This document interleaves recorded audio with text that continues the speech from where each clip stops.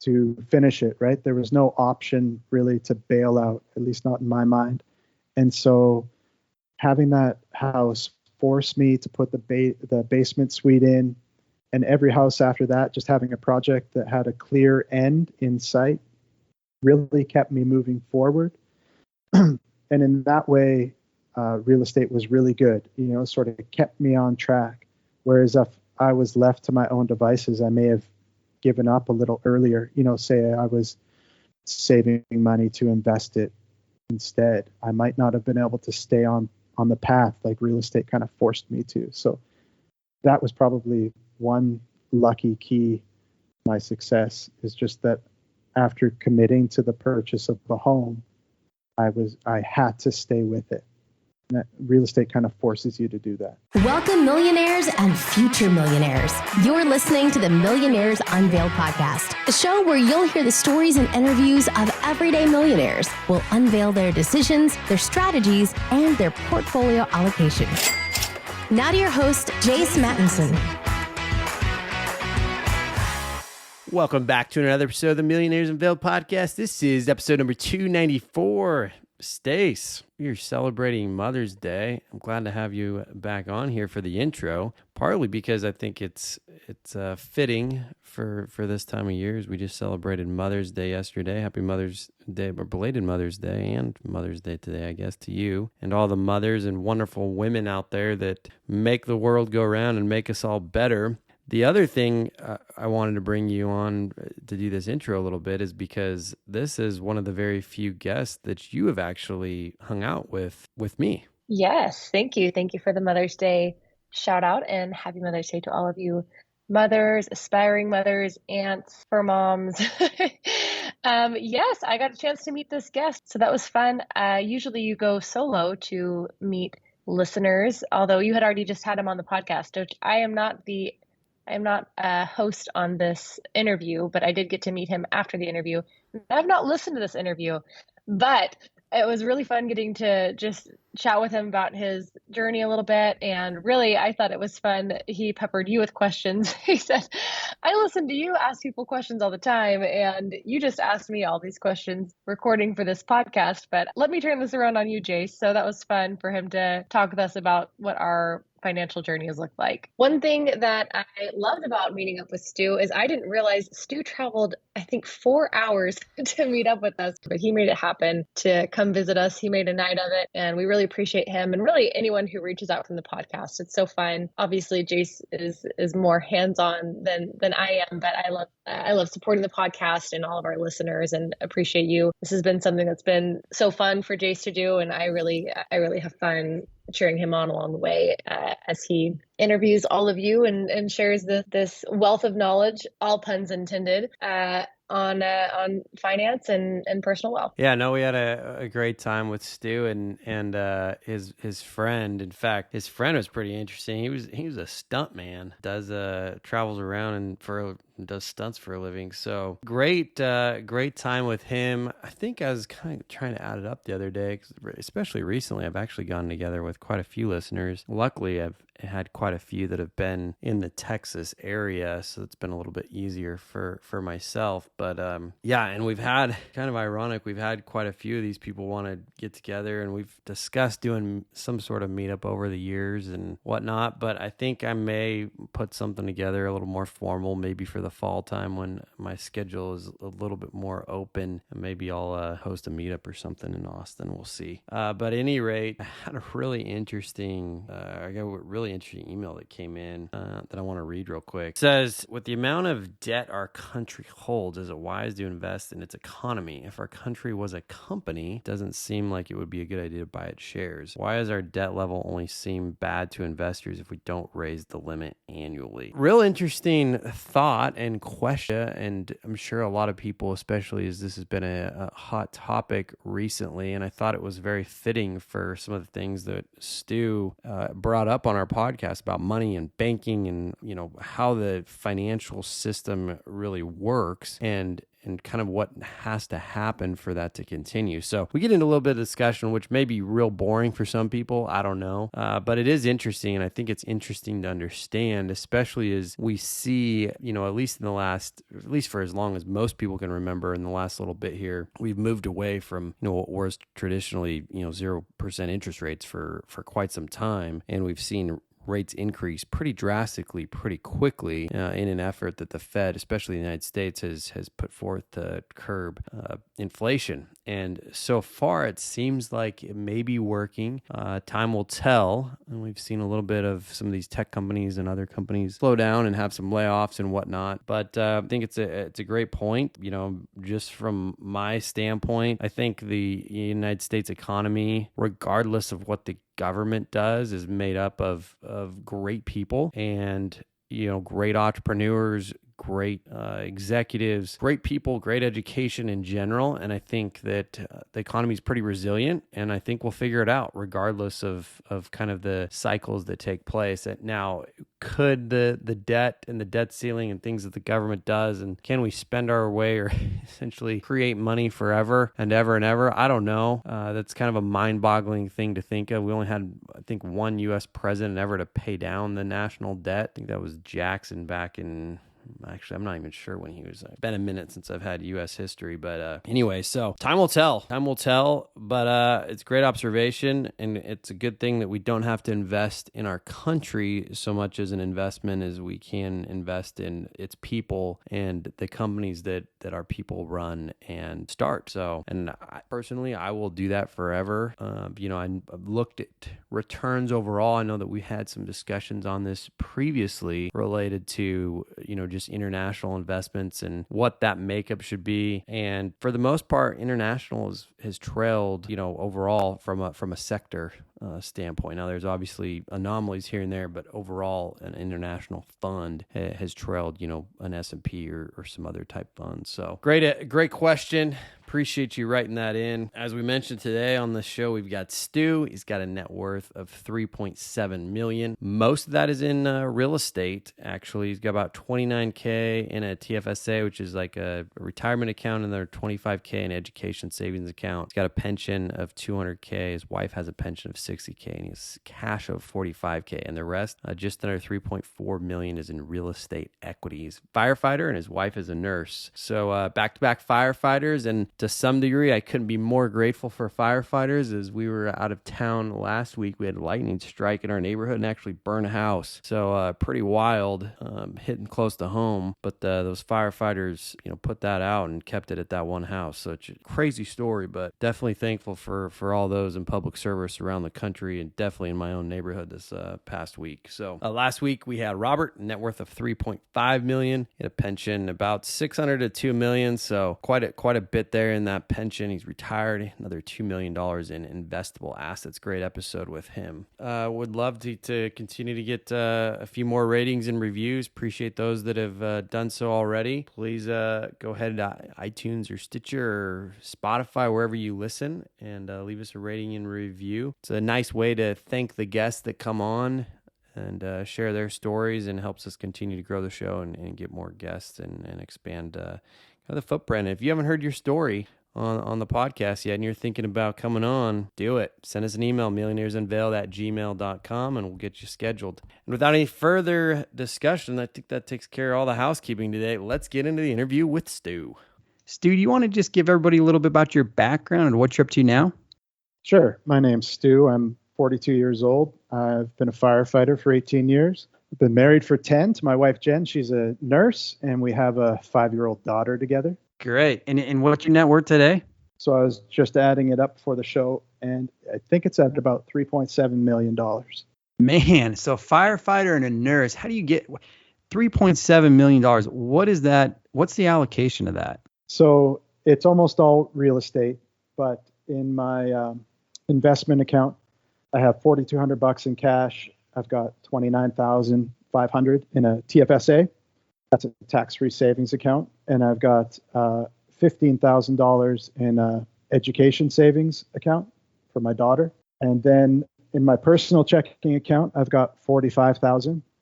Then I've got a pension through the fire department currently worth about 200,000, and my wife's pension is worth about 60,000. And then the real estate makes up the majority of that. And so my equity in the real estate is about $3.365 million. Wow. And how has the real estate come about? Yeah, so I bought my first house when I was 27, so a couple of years after I started as a firefighter. And I'd wanted to own a house since I was 16. I read this book my aunt gave me called The Wealthy Barber. And in that, one of the things the barber did to get wealthy was to simply buy a single family home, live in it for a long time. And when it was all paid off, he went and bought a second home and rented out the first one. So that was kind of my plan. That's what I wanted to do since I was 16. It just took a long time to pull the trigger and buy the first house. And is the real estate equity at this point all single family homes? Yeah. So I bought that first single family house, and that was 2007, like I said. And then in 2013, after marrying Jen, our combined incomes and money I'd been able to save up for a second down payment on a new home, we went and purchased the second house. So again, it was a single family home. Although I should say I did a bit of what they call today house hacking. So in that first house, I put a basement suite in. So I lived upstairs and I put a basement suite in. And then when we moved out, I was able to rent it top and bottom, and it more than covered the expenses on the home.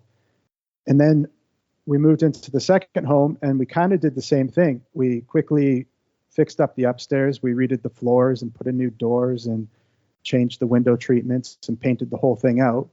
And then we put in 2 basement suites. We put in a 1-bedroom on one side, and we put in a bachelor on the other side for Jen's mom. And it took a couple years to get all that done.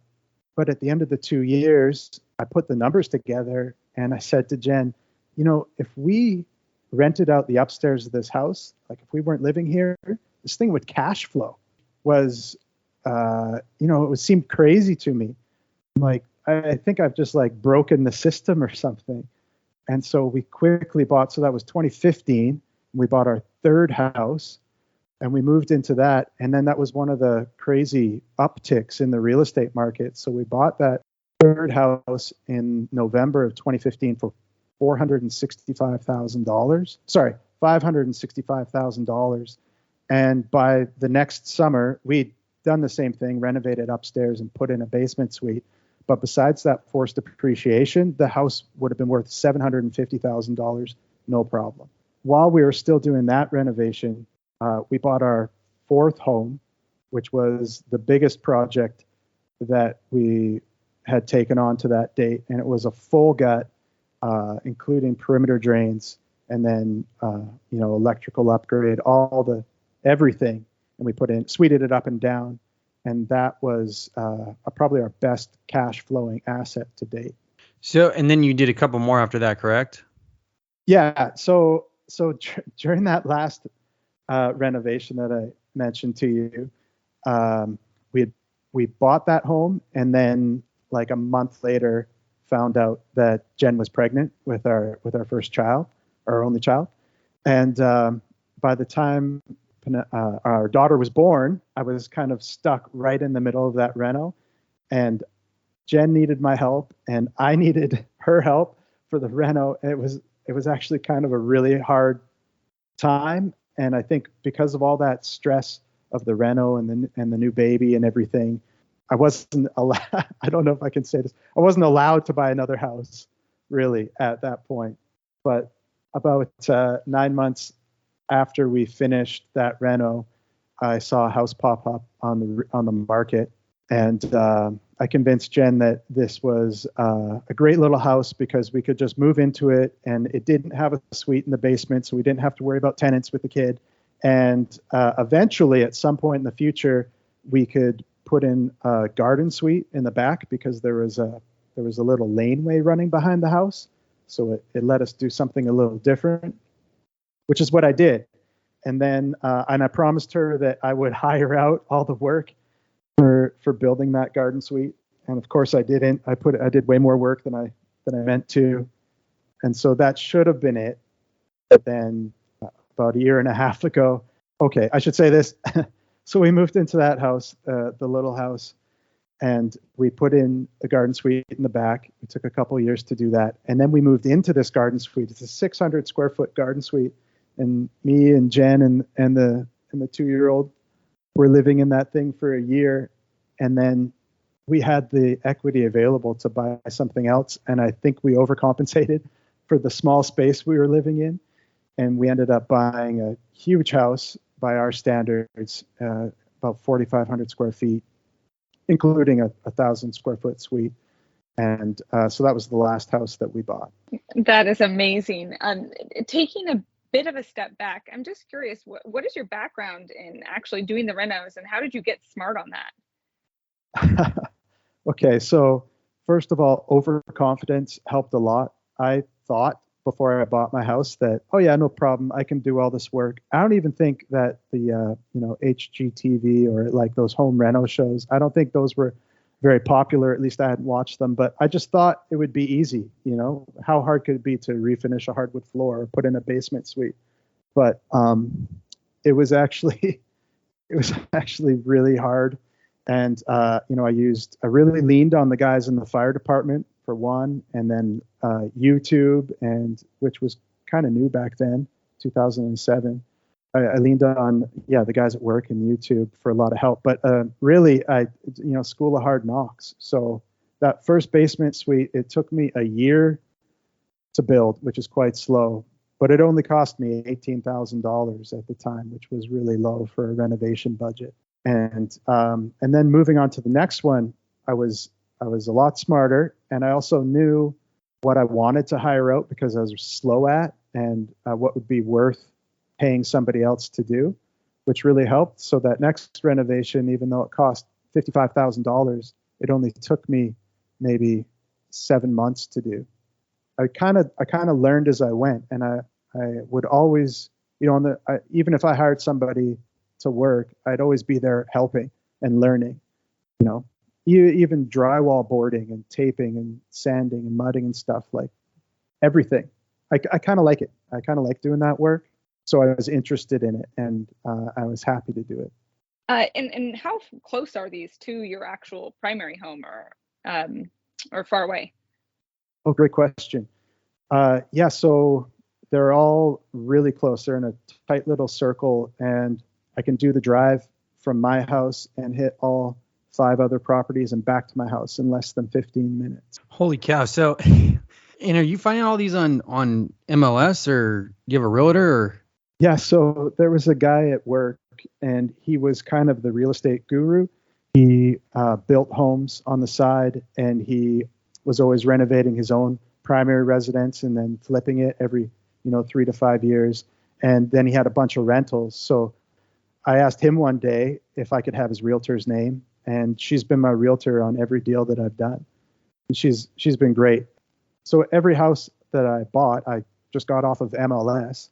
There was no tricky thing to it. I probably, slightly overpaid or paid market value for every property that I owned, but it just really didn't matter because the numbers worked. From house 3 and 4, I just knew, I'm like, at the price that they're asking, I can pay full price. I can do an expensive reno, and when I rent it out at the end, this thing's going to cash flow, which is incredible. So just for context for our listeners, are most of these in a higher cost of living area, or would you call it medium cost or low cost? Well, we're on a small island, in Canada. So like land is valuable here. Median single family home price is over $1 million. So now, and when I bought my first house, it was $400,000. Wow. So compared to a lot of the people I hear on your podcast, that seems really expensive, but it's just, I grew up here, so it's all I've really known. Yeah, for sure. So in terms of like your portfolio, your net worth, obviously a good chunk of it's in that real estate equity. Are you done buying real estate, or are you going to keep buying more? I'm done for now. I want to stay married more than I want to buy another real estate property. But, definitely in the future, as, cash flow increases and equity builds, it'll be hard not to reinvest that money into something. Although I could reinvest that into the stock market instead, because I am pretty unbalanced right now, I feel. So I wouldn't mind making that more balanced. My accountant has been telling me to invest more in the stock market since I bought my second home. And he's probably right. What's holding you back there from going for the stock market as well? I guess I haven't really been great at saving money. I make about $100,000 a year, maybe 160 if you include my wife's income, but hanging on to that money, at least enough to make a meaningful investment, has been a challenge for me. Whereas real estate, that just grew. And then maybe I could have taken the equity from real estate and invested that in the stock market, but it seems so risky to borrow money to invest in the stock market. Am I wrong there? Do people do that? Do they borrow money to invest in the stock market? Some people do. And they have margin calls, and sometimes they get in trouble, and sometimes they make a lot of money. Just about like anything else, right? I don't know. I guess real estate's just what I know. It makes sense to me. It's like a real physical asset, and I can kind of see the writing on the wall of where the prices are inevitably going to end up given enough time. So it just seems safe to me. Support for today's episode comes from OneSkin. If you've ever thought to yourself, what if we could reverse the root causes of aging? Then listen closely. Our new sponsor, OneSkin, puts science and research first. Founded by a team of 4 female PhD-level longevity scientists with over 15 years of experience, OneSkin sets out not to just decrease the visible signs of aging, but to treat the root causes of skin aging. I'm talking essential face moisturizer, eye topical supplement to firm, and a topical body supplement to keep your body moisturized so skin doesn't look just younger and healthier. It functions like younger and healthier skin. But how, you may ask? OneSkin's products are formulated with their own OS01 peptide as the primary active ingredient to support the skin's ability to resist the effects of intrinsic and extrinsic aging factors. Their flagship product, OS01 Face, is clinically proven to strengthen the skin barrier and improve key skin health markers, meaning signs of aging are significantly diminished. For a limited time, our listeners can get 15% off OneSkin with our code millionaire at oneskin.co. OneSkin is the world's first longevity company. OneSkin addresses skin health at the molecular level, targeting the root causes of aging, and so skin behaves, feels, and appears younger. It's time to get started with your new face, eye, and body routine at a discounted rate today. Get 15% off with the code millionaire at oneskin.co. That's 15% off oneskin.co with code millionaire. We only have one body, one skin, and you can only choose to make it better. Age healthy with OneSkin. And thanks again to OneSkin for supporting today's episode. I'm curious, if you were talking to someone who's just getting started, would you recommend they follow in your footsteps today if they were starting off today? That's a tough one. I mean, if I was starting out today, I couldn't do it exactly as I did it, 13 years ago. Whenever I started, I wouldn't be able to do the same thing, but definitely real estate as a vehicle would be great. Probably if I started from today and I was starting from scratch, Airbnb or student rentals would be the way I would go. House hacking with student rentals or Airbnb to make it help pay for the mortgage kind of thing. Yeah, I feel like I was lucky, that I was in a rare period of history where I live where you could buy a house and put in a suite, and if you rented it top and bottom, it would cash flow, because you definitely can't do that today.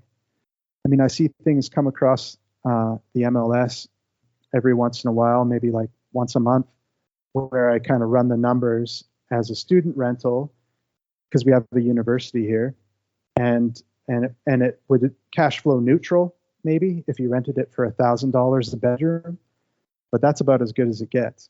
Stu, do the people that you associate with, do they invest in real estate as well? Well, so most of the guys at the fire hall, they own a home, and the guys that have been there long enough, they've seen a lot of appreciation. I mean, since 2013 until now, so like a little less than 10 years, house prices have easily doubled. So anybody at work that has owned a home for 10 years has, 500K of equity in their property, most likely. So in that way, lots of people I know invest in real estate. But as far as owning multiple properties and rentals, it's not so common. No.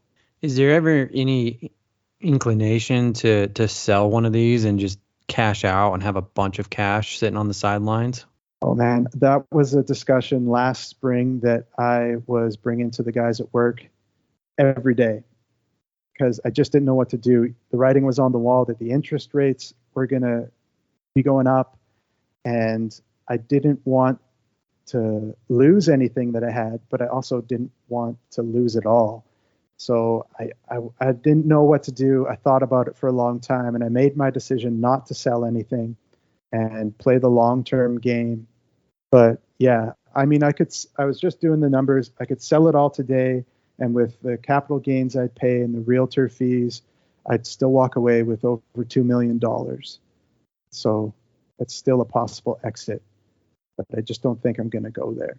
I should say too, though, that last summer I was in a pretty bad spot cash flow wise because the interest rates went so high and so fast. I found myself owing, if you averaged out the payments and expenses over the year, I owed $4,000 a month more than I was collecting in rent, which was kind of a scary position to be in. As of June 15th this year, I'll be cash flow neutral again, which is a little more comfortable, but still a risky spot. And who knows, in a year, hopefully these interest rates come down a bit more. Maybe rents will go up, and I'll start building that cash flow back up. Wow, that's pretty rad. So are these all on variable rates then? No, so the mortgages are fixed, but yes, it was in spring of 2021. I went to the bank and asked, how much money will you guys give me? Because, inflation was going crazy. I probably had a bit of FOMO, and I just wanted to throw my money into some kind of investment. And the bank ended up giving me $800,000, which was really nice of them. Thanks, bank. And I spent it all pretty quick. I spent $200,000 buying a share of an apartment building in Toronto through a real estate meetup group I belong to. And then I spent $200,000 or so buying a fix and flip with a friend, and another $100,000 renovating that. And then I spent $400,000 as a down payment on the new primary residence. And if you've been doing the math, you realize that's more than the bank lent me by about $100,000, which is partly why I was in such a terrible spot last summer.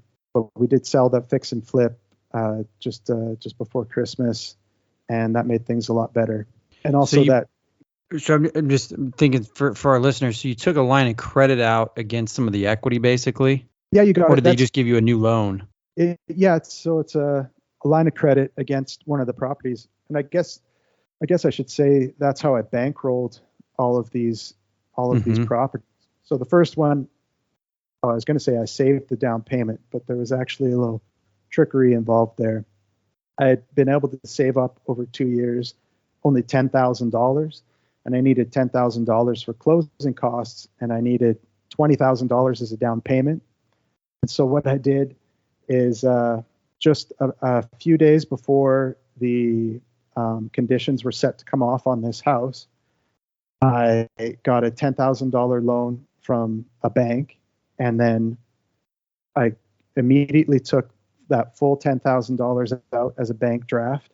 And then I went to a second bank and got another $10,000 loan in the same day, took that money out as a bank draft, and then opened a new account at the same teller window without going anywhere, opened a new bank account and deposited both these checks into that new bank account, and then got them to print me off a piece of paper that showed $20,000 in this bank account free and clear. And I took that to the mortgage broker, and then he got me a loan. So I didn't actually save for that down payment. Yeah. You can't do that goodness. now. You have to show that there's 3 months, that the money's been in the account for 3 months today. So you can't do that. Don't try that. But it worked for me. And then the second house, I was able to save up $25,000 for the down payment that I needed. And every house after that, I just pulled equity out of the homes in the way of a line of credit, a secured line of credit against the homes. Wow, that's pretty remarkable. Congrats to you. I mean, having the forethought to do that, and then two, the risk tolerance to do something like that, right? That you've been able to build your net worth, through the appreciation and through fixing up a lot of these properties and increasing the value. That's not easy. Yeah, it was. There was some really tough moments for sure. It brought me to my knees a few times, but I was certain that it was a good decision in the long run, provided I could hang on in the interim, kind of like the spot I'm in now. Like, it seems pretty crazy to have, 5 full rentals worth millions of dollars and bringing in just enough cash to cover the expenses. That's pretty crazy. That seems really risky, but my understanding of how things work makes me tolerate that risk. Maybe I could actually talk about that. Maybe it's something that would be interesting to other people. No, I think that's great. I did want to ask, just in general, how has your risk tolerance changed over, time with this, or has it? But yeah, I'd love to hear your thoughts on risk and risk tolerance and how you think about that for sure. Sure. So when I bought that first home, I was really clueless. So it was just pure ignorance that allowed me to overextend myself into that home. And I really hung on by a thread. I remember I was working full time. I had a girlfriend paying rent. I had a roommate paying rent, and I was working full time on the side doing sewers and drains for $20 cash an hour. And at the end of the year, I came up for air and realized that I was exactly where I was a year before. I hadn't paid off any more debt. I was no better off than I was, at the beginning of that year. And then that's when I started doing the renovation to the basement suite. And I actually put it all on credit cards. And it was just by the skin of my teeth. It took a year to do. I called in every favor that I had. And I remember I rented it out for January 1st. And I had just enough money to pay all my bills. And then I got a big cash injection because we had renegotiated our contract and they were 3 years behind. And so I got like 3 years of retroactive pay. And it, all it did was give me a few more months to make it through. So it was just ignorance that I took the risk on in the first place. But then around 2011, I really went down the rabbit hole with how the banking system works and how money is created. And I came out with a couple realizations that most money that's created is for loans or for mortgages, loans against property. And so the as an asset class, properties will rise a little bit faster than everything else and a little bit faster than inflation. That might be a lot to digest there. Maybe I should back it up a little bit.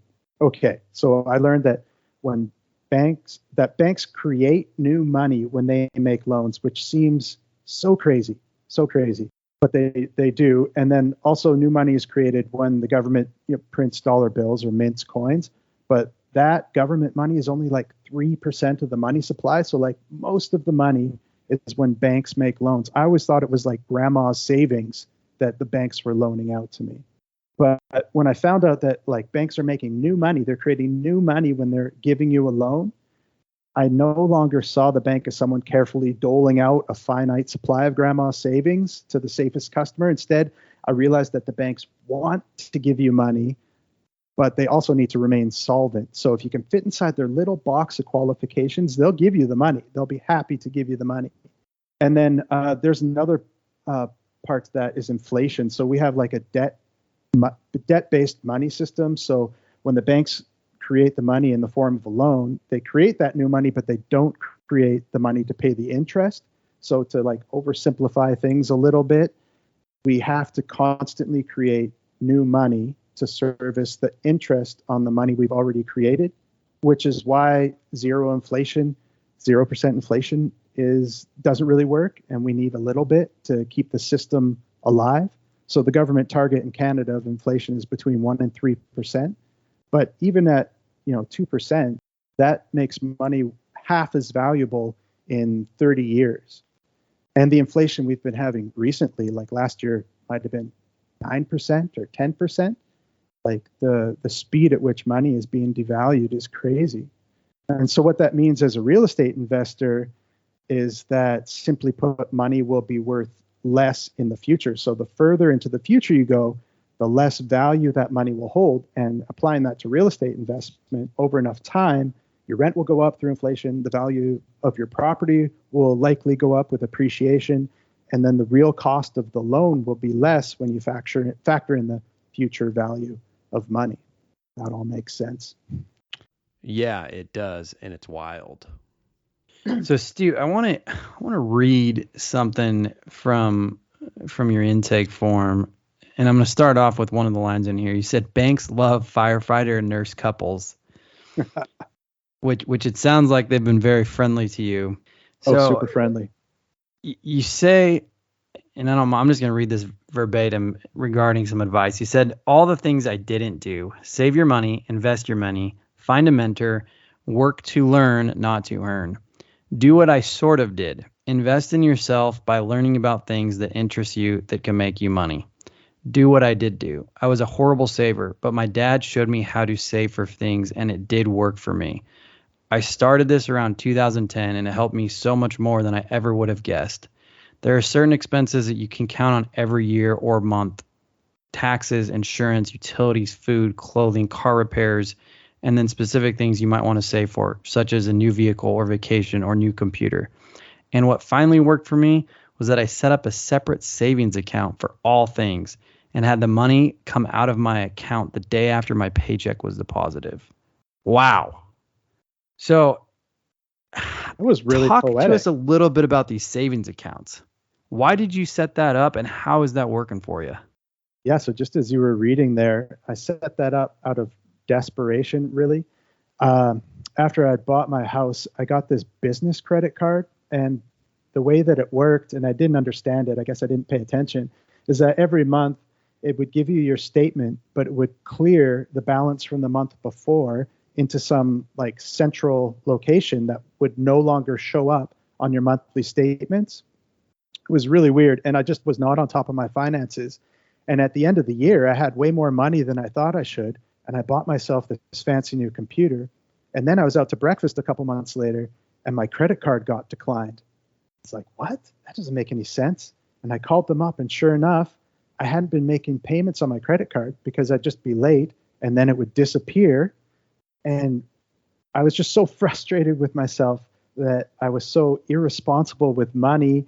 And here I am, like, trying to use real estate as a vehicle to build wealth, and I couldn't even save any money from my paycheck. So I was explaining this to my dad, and he showed me what he did, and it was really simple. He just took all of those set expenses, he made a separate account for each one, and then he had it automatically come out of his bank account the day after his paycheck was deposited. So I followed the same thing, and it has worked so good over the last 15 years or however long I've been using it. And in more ways than just having the exact amount of money to pay for the exact thing I was saving for. If I had a surprise bill come up or a surprise expense come up, I could borrow from myself temporarily and pay for that. Like my checking account, that $45,000 that I have in my checking account, most of that money is spoken for in one way or another. But if I really needed it, I could use it tomorrow. So it's really been a game changer. Stu, one question, thinking about how this fits into the context of your career and your life outside of real estate. Does it feel like you're living two lives here? Do your coworkers know? How does this fit in to, your broader career and whether you want to keep that for a long time or not? Yeah, it's funny you ask that. So we've got this saying at the fire hall: telegram, telephone, tell a firefighter. And it just speaks to how quick word travels around the fire hall. So it's no surprise to anybody that I own multiple homes, because most of them have like worked with me on the basement suites at some point or another. So it's pretty well known around the fire hall that I own these multiple properties. So it doesn't feel like a double life. Like I'm not hiding anything from anybody. And I feel like the construction side of thing kind of ties in with the job of being a firefighter. Being aware of home construction helps when you go into a burning building. So it's not really like a double life. Stu, how do you and your wife divide up the labor with the child that you have now at home, and how do you go about that responsibility in addition to your investments? Yes. So knock on wood, the investments don't take up a ton of time since they were all renovated, super high quality renovations by me. There's not a ton of problems. So it doesn't take a lot of time. But then my wife also just started a new position as a nurse, and her schedule actually works perfectly around mine. So they never overlap. This is just new in the last few months. So for childcare, we actually don't need any, which is great. And also, my mother-in-law lives in the basement suite, and then my dad and his wife live just a block away at one of the other rental properties. They actually rent a place from me too. So it's kind of pretty fantastic right now for us as far as childcare goes, because the grandparents are always happy to take my daughter and or their grandchild. And life is pretty sweet right now. Have you and your spouse always been on the same page regarding money and investments? Well, I think my wife grew up quite poor as a kid, and I was more middle class or maybe lower middle class, and her financial goal was always not to be poor. And my financial goal ever since reading The Wealthy Barber was to be rich.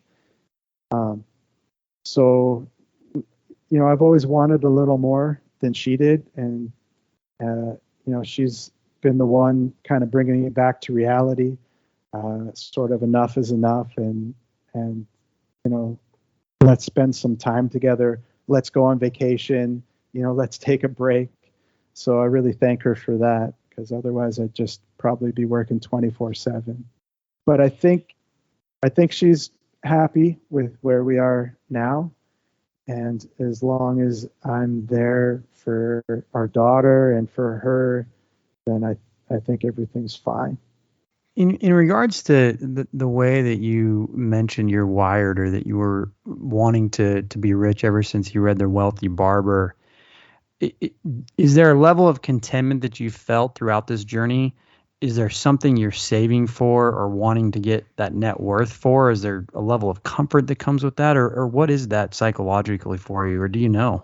Yeah, so it's kind of a moving target. But like I related to you from The Wealthy Barber, my original goal was just to have 2 single-family homes, one that I lived in and one that I rented out.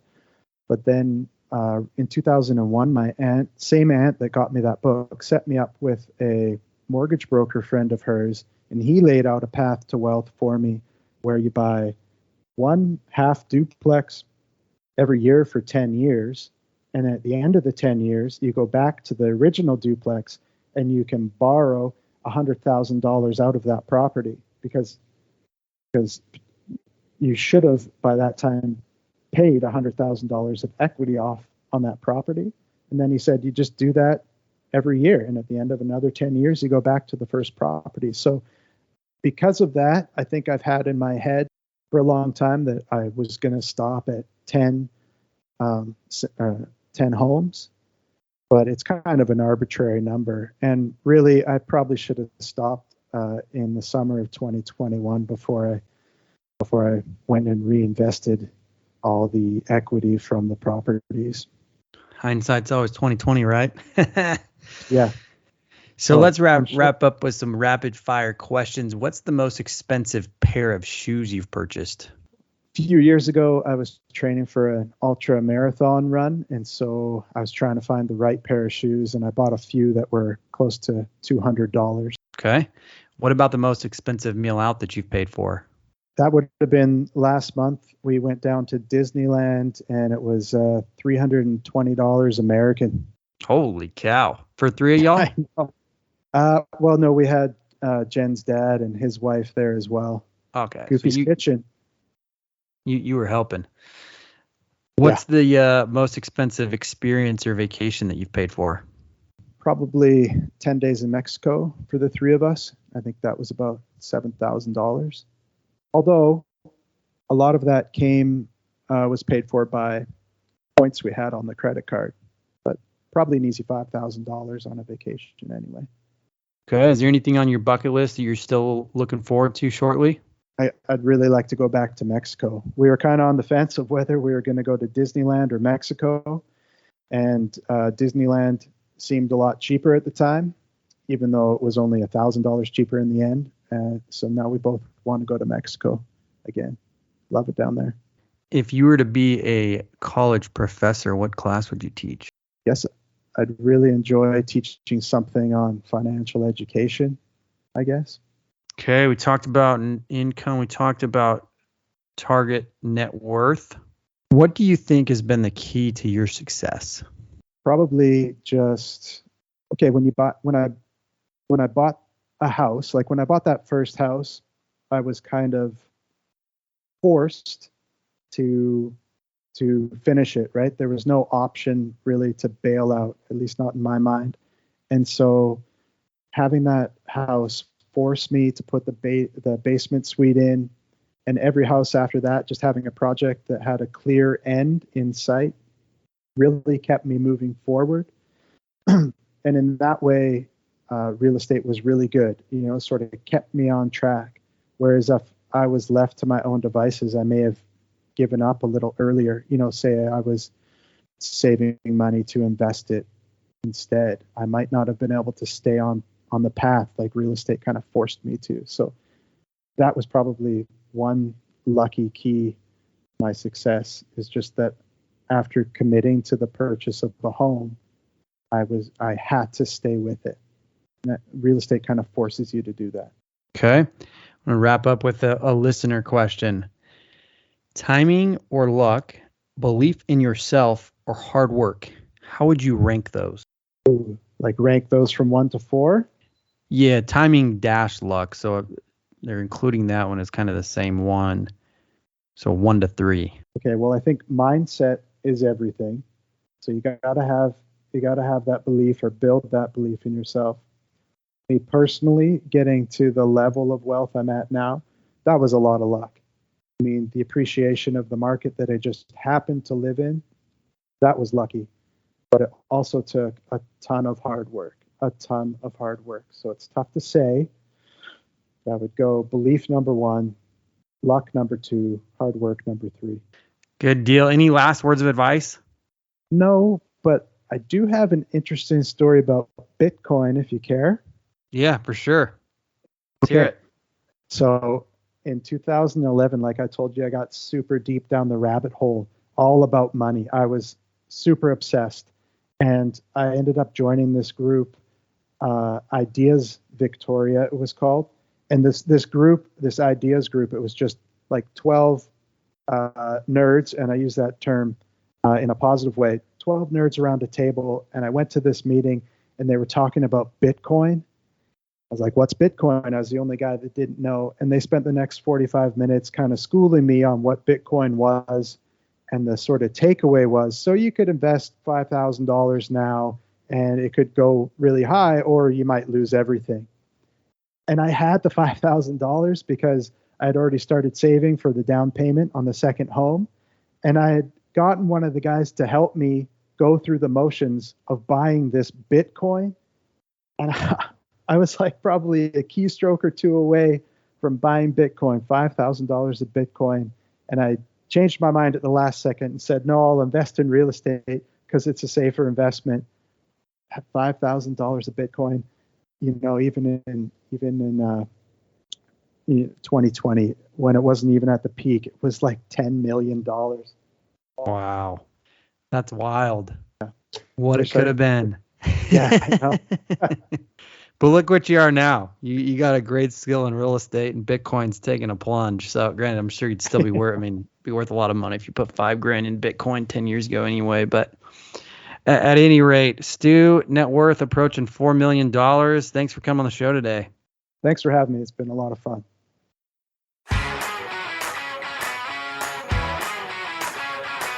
Thanks for listening to the Millionaires Unveiled podcast with Jace Mattinson. For more stories, investment opportunities, and information, check out our website, millionairesunveiled.com. See you next time when you'll hear from another everyday millionaire.